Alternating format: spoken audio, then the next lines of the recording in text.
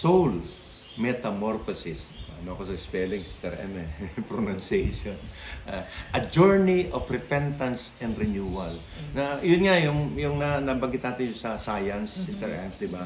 Yung caterpillar, tapos napunta sa cocoon, and then paglabas niya, binrake niya yung cocoon, naging butterfly siya. Something, makita natin po, renewal talaga eh. Bago eh. No? Sabi nga po, it delves into the profound transformation of the inner self, yung kabuuan natin, through the process of repentance. Repentance kasi, pag sinabi mo repentance, ito yung pagbabalik loob eh. Repent, the Lord is coming, sabi ni Saint John, di ba? Yun yung sinasabi niya. And then, through repentance, kakaroon ng renewal. Doon nag-i-start ang ating renewal pag nagkakaroon tayo ng repentance. Yeah, pero after the renewal, Hindi pa naman natatapos dun eh. Amen. Yung transformation natin is a daily transformation. Hindi pa overnight. Yes. process. Ano pa Sister M, yung mawi-witness natin? In Soul Metamorphosis, we witness the powerful and open, challenging transformation of the inner self. Yeah. We recognize the need for a change, a profound awareness that the soul's current state is not aligned with its highest potential. To God. Amen. Of course, Amen. no. Yung kasi yung sinasabi po natin yung kasalukuyang buhay natin ngayon. Brothers and sisters, sa atin po, minsan masasabi natin tayo mga renewed na tayo eh. Pero meron pang pangyayari sa atin na challenging sa atin. Amen. The challenge of transformation to us, to each and every one of us, it's not really on the church only. Di ba? Ang challenge sa atin hindi po sa prayer meeting lang eh. Ang challenge po natin, pag wala na tayo sa prayer meeting, pag wala na tayo sa simbahan, yun yung challenge sa atin. Na makikita po natin, kapatid, yung transformation natin talaga nag-a-align. Eh sino ba naman pag sinabi natin transformation? Transformation into the image and likeness of God, which is Jesus Christ. So sino susundan natin? Siyempre si Jesus. Ang tanong nga, kamukha na ba tayo ni Jesus? Di ba? TH pa rin, my dear brothers and sisters, na maging kamukha ng Panginoon. Every day, through our character, through our saying, yung ating ugali, no? Yung sa Bisaya, batasan natin. No? And of course, it includes, Brother Vic, yung ating prayer life. Of course, dapat po kasi, meron nga kasabihan sa mga kaparian, pari daw po nagro-ruins pag wala na pong prayer. At wala na pong nagpe-pray sa kanila. Amen. So prayer is the inner core. Amen. Na siyempre, through prayer, we seek God. Amen. Hinahanap natin ang ating Panginoon. And through then, we recognize the need of change. Amen. Di ba, Sister M? Amen. Just as the caterpillar, no, pumasok, alam naman natin yun eh. When it's time to enter into the cocoon, no, the soul recognized its need for transformation. So may processing doon eh. Amen. Amen. Doon sa cocoon. Nakikita mo ba? Hindi eh. Ganun din sa atin po sa Panginoon eh. Hindi natin alam kung anong gusto ng Panginoon sa atin. Pero the thing na na-observe ko sa Rams is our obedience. Amen. No, if we obey the way of the Lord, minsan kasi meron pong mga gusto ang Panginoon na ayaw natin. Amen. Di ba? No? It's also acknowledge the heaviness of past mistakes, the weight of regrets, no, yung mga naipon yan, and the emptiness of life lived without purpose. Yun yung processing doon sa cocoon. Yun yung processing natin sa renewal. Yun yung processing natin sa ating Panginoon. Amen. Amen. Di ba? There's a need of change. Ikaw, Sister Ems, nung marinyod tayo, nung pinrases tayo ni Lord sa cocoon, Oo, medyo may sakit yun eh. Masakit, kumbaga sa sumasagad sa buto.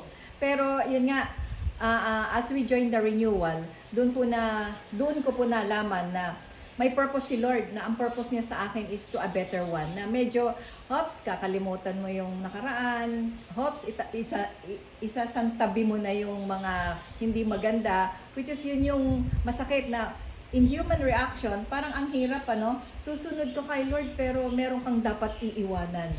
Meron kang dapat kakaligtaan. Amen, amen. Pero who are benefited? Sino po nag-benefit? Amen. Who will be benefited? Tayo. Tayo po, hindi po ang Diyos, sa totoo lang. Ulitin ko po, marami siguro nababanggit ko na po ito. Kung wala po tayo, ang Diyos po mananatiling Diyos. Amen. Pero kung wala po ang Diyos sa buhay po natin, in colloquial words, patay kang bata ka. There is a gift of repentance, Sister Anne. Oh yes, oo. The gift of repentance becomes the cocoon in which the soul, our soul, finds a shelter. It's a process of turning away from the past behaviors. Yun nga, no? Yun yung sinabi mo.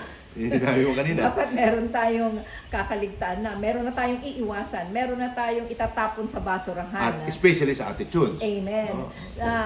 Behaviors and attitudes that cause a pain or separation from God. Yun nga. The point is the separation from God. Which is, doon sa lumang buhay natin, Brother Vic, hindi natin alam yun na nahihiwalay na pala tayo sa Panginoon. Pag nagmumura ka, pag masama ugali mo, Amen. di ba? Pag masungit ka, ano pa yun? Pagka, yung pag wala kang pakikipagkapwa. Against sa commandment of God. Yes, yes. It's also an acknowledgement of imperfection. That's a gift of repentance. And the desire to realign with God truth. Yun yung repentance. Kasi ang repentance po, kapatid, hindi lang po ito yung hihingi ako ng tawad, okay na. No, hindi po. We really need to change our life. Improve. Kaya nga humingi tayo ng tawad eh. Kasi hiningi natin ng tawad eh. Kaya nga sabi ng mga pare, pag nagpapakumpisal sila sasabihin, Father, bakit po pang-5 beses, ganito pa rin po ang buhay ko, hindi pa rin po ako mano. We need to really pray. Yun siya sabi sa Emma, we need also to pray for us to really change. Amen. Kasi it includes inner struggle. Decision kasi yun, Sister Ems The journey is not without struggle. Ang journey po natin sa ating Panginoon po, hindi pwedeng walang struggle. Amen. Ang soul po natin, mag-grapples po yan with our own imperfection. Pagka yung may mga bahid pa, bahid or stain. Pinaka-the best po is stain o dumi. Imperfection sa ating pong buhay. It will wrestles our doubts, yung tama ba ito, hindi ba ito, gusto ba ni Lord to, no? Nagdadalawang isip ka Brother Vic, di ba? Doon sa pagda-doubts mo, ito bang doubt kung ito ay galing sa Panginoon or galing sa aking human reaction? Kaya nga napakahalaga po ng prayer. Amen. And most of the time, if not sometimes, most of the time, confronts us sa consequences sa past actions natin. Yung mga dati nating ugali, sometimes umiiral pa rin di ba? Yung minsan, yung pagkasuplada mo, dati okay ka na, tapos ito na naman. Merong insidente na biglang bumabalik yung masamang ugali. Yes. Yun ang mga struggles natin, Brother Vic, di ba? As we enter the renewal, naku po, parang maraming pagsubok, maraming examination na binibigay si Lord sa atin kung makakapasa ba tayo o hindi. But the inner struggle, Sister Ems, is a sign of growth. Oh, yes. Alam niyo po, Amen. pero wag ka manatili doon sa struggle. Oh, yes. You need to get out from there, no? Amen. Kasi kuminsan nagiging comfort zone natin ang struggle kasi Lord Lord wala na, doon ka na. Magji-justify ka pa Yes. It's like the butterfly breaking free from its cocoon. Iyon yung struggle natin na ito ang Panginoon nandiyan, hinihintay tayo. Diba siya sabi natin, bakit parang wala si Lord? Bakit parang hindi niya ako tinutulungan? Tinutulungan ka, kapatid. Hindi ka lang nakikinig. Ano ko yun sa Facebook Yung pare, sabi niya, humingi ako ng lakas, binigyan niya ako ng struggle, ng pagsubok para masubok ko yung lakas ko. Amen. Yun yung isang bagay. Transformation moments are the moments of epiphany. Yung pagsilang. Often sparked by the life of events. Yung mga spiritual encounters po natin sa ating Panginoon. Pag ma-attend ka ng Mass, hindi, wag muna yan. Yung Life in the Spirit seminar muna. Kasi yun yung nagbukas sa'yo Amen. Di ba? And then you attend the Growing the Spirit seminar wherein natutunan mo paano magmahal sa Diyos, paano magmahal sa kapwa, paano magkaroon ng pananampalataya, paano humingi ng guidance sa Diyos, paano labanan ng mundo. Ito ngayon sa GSS natin sa Growing the Spirit seminar. Then you always attend the praise and worship night and the prayer meeting. Amen. There and there, doon mo na makikita yung pagsilang mo, yung moments of spiritual encounters and growth mo Yun yung pinakamasarap And that moment served as the catalyst for our metamorphosis. Ang sarap pakinggan. Metamorphosis. pushing the soul toward change. Yung ating kaluluwa ngayon nagkakaroon ng what we call this, pagbabago. Amen. The emergence of authenticity, kailangan authentic eh. Kailangan authentic tayo, hindi natin pwedeng ikubli sa Panginoon, di ba, Sister M? Hindi Oo. pwede itago eh. Walang ano eh, sabi nga kahit na Parang yung gospel the other day. last week, Brother Vic, na yung ilaw dapat ilabas mo. Yes, yes, Diba? yes. And then yun nga yung sinasabi, the truth will set you free. Yeah. As the cocoon repentance envelop the soul, it undergoes profound transformation. Hinay-hinay, dahan-dahan, na pagbabago ayon sa anyo ni Kristo. Ang sarap. Ang sarap ng ganun, no? Ano ang dahilan? For living with a purpose. Alam niyo po bakit po gusto ng Panginoon na magkaroon tayo ng metamorphosis sa soul po natin? Kasi meron pong purpose eh. Alam niyo po ba, ang pagsilang po pala natin, nung araw, akala ko, kaya isinilang para kumain, para matulog, para magtrabaho, para magsaya. No, there is a living purpose, a great purpose that God, As created. naka-assign po para sa atin. The journey leads to the discovery of renewed sense of purpose. Amen. Totoo lang. The soul emerges from its cocoon, yung balot na yon. Di ba? For a changed version of itself to reborn again. Parang magkaroon tayo ng guided by faith, no? Yung purpose natin and inner wisdom. Let's talk about wisdom, my brothers and sisters. Nung una, kala ko, sasabihin ko to, sabi ng pare ito eh. Sabi ng pare, hindi lahat ng matalino marunong. Hindi raw po lahat ng matalino marunong. Kasi mayroong mga matatalino na hirapan sa buhay. No? So, wisdom came from saan? Fear of God. And what is fear of God? Ano yung takot sa Panginoon? Takot po na gumawa ng mali. Takot po na makasakit ng kapwa. Yun yung fear of God. Hindi ito yung fear of God na nakakatakot ang Diyos. No! Fear of God is takot tayo na sumama ang loob ng Diyos sa ginagawa natin. At mahihiwalay ulit. Mahiwalay tayo. Mahihiwalay ulit sa Kaya nga, I thank God for the Archdiocese of Cebu. Bakit? Meron tayong reawakening. Amen.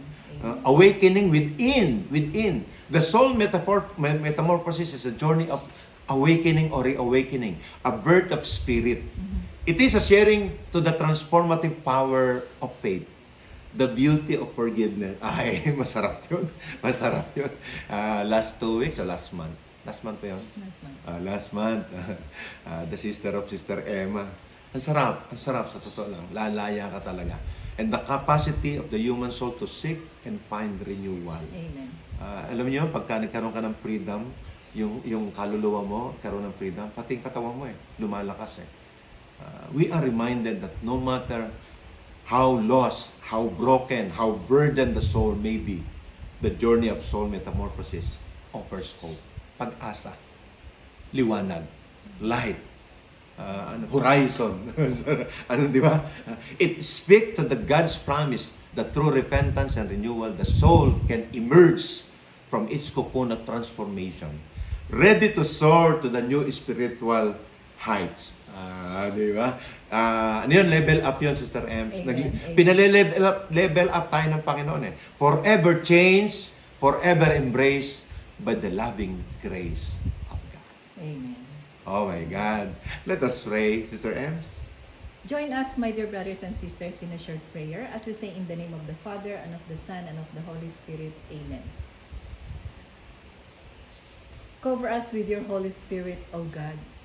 Draw us to a greater faith in you, who is able to do all things possible.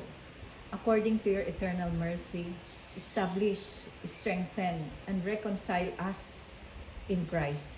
Transform us and permit us to set our mind on things above, according to the revelation of your word and spirit.